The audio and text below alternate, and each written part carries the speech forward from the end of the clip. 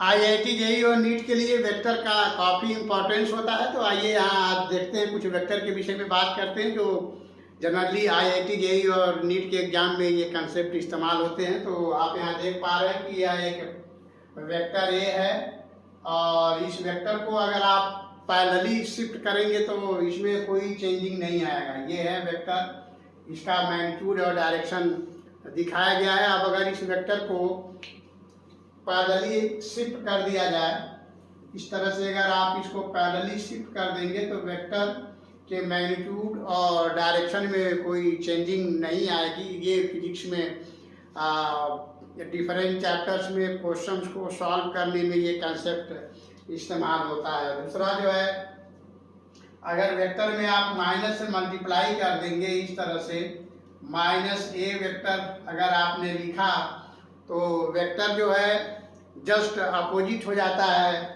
तो इस प्रकार ये वेक्टर डायरेक्शन में जस्ट अपोजिट हो जाएगा, बट इसके मैग्नीट्यूड में कोई चेंजिंग नहीं आएगी। तो ये भी कंसेप्ट जो है डिफरेंट क्वेश्चंस में, डिफरेंट चैप्टर्स में इस्तेमाल होता है। फिर नेक्स्ट जो है, अगर आप किसी वेक्टर को, ये है आपका वेक्टर ए,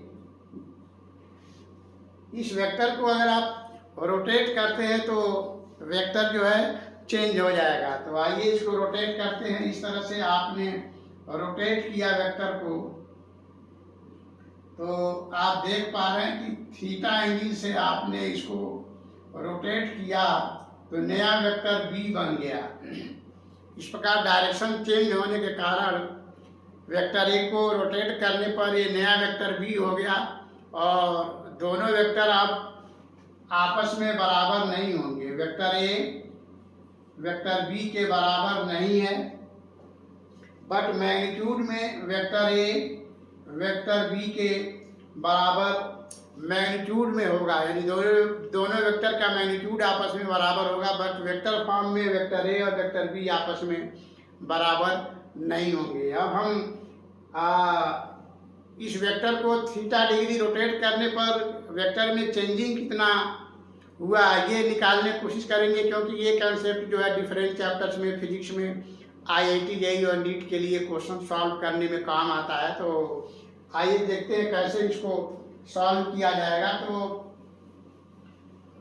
वेक्टर ए को अगर आपने थीटा डिग्री रोटेट किया तो ये वेक्टर बी हो गया, जो कि वेक्टर फॉर्म में दोनों आपस में बराबर नहीं हुए, बट मैग्नीट्यूड फॉर्म में बराबर हुए। But change in vector A निकालना है, तो चेंज इन वेक्टर ए अगर आप निकालते हैं तो इसको लिखेंगे final vector minus initial vector. इस प्रकार final vector minus initial vector, तो इसका मैग्नीट्यूड निकालेंगे तो इसका मैग्नीट्यूड जो होगा, अभी सॉल्व करेंगे, 2a साइन थीटा बाई 2 के बराबर होगा। तो वेक्टर ए को अगर आपने रोटेट किया थीटा एंगल से तो नया वेक्टर हो गया। इस प्रकार चेंज इन वेक्टर जो है, final vector minus initial vector का मैग्नीट्यूड लेंगे कि 2a साइन थीटा बाई 2 के बराबर होगा। तो अब इसको देखते हैं कैसे 2a साइन थीटा बाई 2 के बराबर चेंज इन वेक्टर ए का मैग्नीट्यूड होगा। तो अभी हमने कहा था कि वेक्टर को अगर आप माइनस, ये देखिए फाइनल वेक्टर है हमारे पास बी, फाइनल वेक्टर बी है हमारे पास, और ये है वेक्टर ए। इसी वेक्टर ए को हमने थीटा एंगल से इस प्रकार रोटेट किया तो ये नया वेक्टर बी हो गया। तो अब वेक्टर हमें final vector minus initial vector करना है, तो वेक्टर ए में हम माइनस से मल्टीप्लाई करेंगे तो इसका डायरेक्शन जस्ट अपोजिट हो जाएगा और इसके मैग्नीट्यूड में कोई चेंजिंग नहीं आएगी। इस प्रकार ये थीटा है, वेक्टर ए को थीटा डिग्री के साथ आपने रोटेट किया है तो वेक्टर बी हो गया, इसलिए फाइनल वेक्टर माइनस इनिशियल करेंगे। इस प्रकार आप देख रहे हैं टोटल एंगल 180 डिग्री होता है, तो ये एंगल जो होगा 180 डिग्री माइनस थीटा के बराबर होगा, यानी फाइनल वेक्टर बी और माइनस वेक्टर ए के बीच का जो एंगल है 180 डिग्री माइनस थीटा के बराबर हुआ। अब आप इसको ट्रायंगल लॉ से अगर आप सॉल्व करते हैं तो आप यहाँ देखिए, ये है वेक्टर बी और बी से माइनस वेक्टर को आप माइनस वेक्टर ए को 180 डिग्री माइनस थीटा डिग्री पर आप इसको बनाएंगे तो माइनस वेक्टर ए के पैरेलल यहाँ से वेक्टर लेंगे और ये हो गया माइनस वेक्टर ए। इसको थोड़ा सा आगे बढ़ाएंगे तो आप ये देख पा रहे हैं कि ये जो होगा 180 डिग्री माइनस थीटा के बराबर हुआ। इस प्रकार हेड को टेल से मिलाएंगे तो ये हुआ हमारा डेल्टा ए। तो delta A means final vector B minus vector A.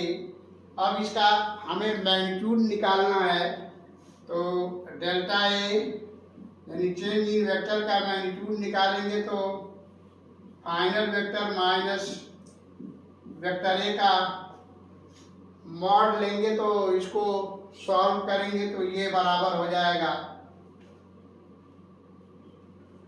Root में बी स्क्वायर प्लस ए स्क्वायर प्लस 2ab और वेक्टर बी और माइनस वेक्टर ए के बीच का एंगल 180 डिग्री माइनस थीटा है तो इसको लिखेंगे cos 180 डिग्री माइनस थीटा। इस प्रकार इसको आगे बढ़ाएंगे तो ये हो जाएगा रूट में ए स्क्वायर प्लस ए स्क्वायर, क्योंकि वेक्टर ए और वेक्टर बी का जो मैग्नीट्यूड है वो आपस में बराबर है, और यहाँ हो जाएगा cos 180 degree minus theta minus cos theta होता है तो ये हो जाएगा 2a square cos theta minus यहाँ आ जाएगा। अब आप क्या करेंगे, यहाँ पर 2a स्क्वायर और 2a स्क्वायर कॉमन लेंगे, 1 माइनस cos थीटा ये पूरा रूट के अंदर होगा।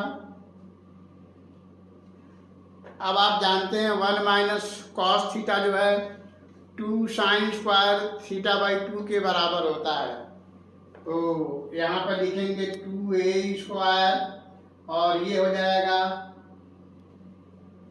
2 साइन स्क्वायर थीटा बाई 2 और इस पूरे का रूट लेंगे और इस रूट को जब आप सॉल्व करेंगे तो ये रिजल्ट आपको मिल जाएगा 2a साइन थीटा बाई 2।